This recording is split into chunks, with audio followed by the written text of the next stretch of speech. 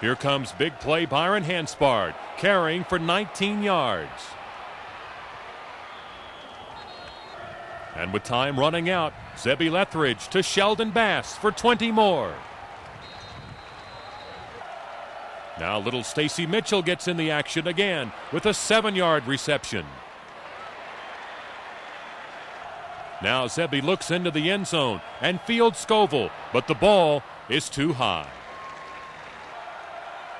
Byron Hanspard now on the option, gains 1 on 3rd down and 3, setting up what would look like another Tony Rogers field goal attempt. But wrong. Holder fields Scoville, passes the ball to Sammy Morris, who gains 9 yards and a new set of downs.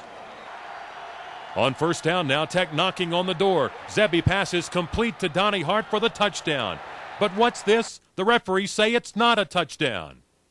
How can that be? Donnie's got the ball and 2 feet in bounds, and the college rule says he just has to have 1 foot in bounds.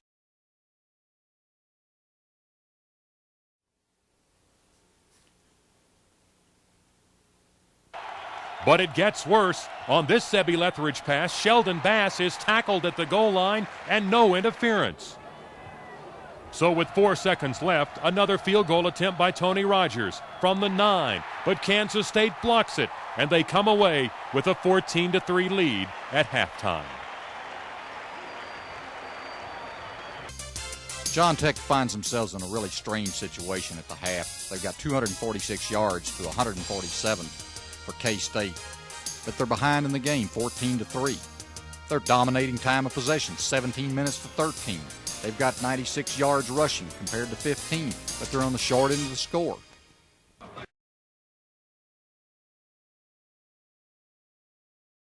And the Red Raiders have a 1st down. On the next play, Zebby stripped of the ball, but Tech recovers. It's a loss of 4.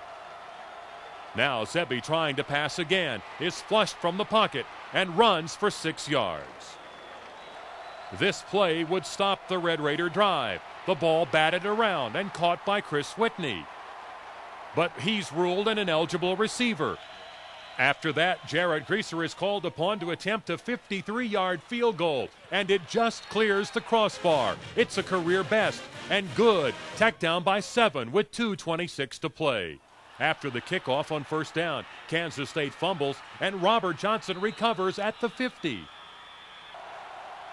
1st down. Adrian Irvin carries for 19, almost fumbles at the end, but gets the ball back. The Red Raiders' hopes are still alive. And it's Irvin again. The senior from Houston gets 7 yards on this play inside the 25. And one more time for Adrian Irvin. After an incompletion, 7 more yards.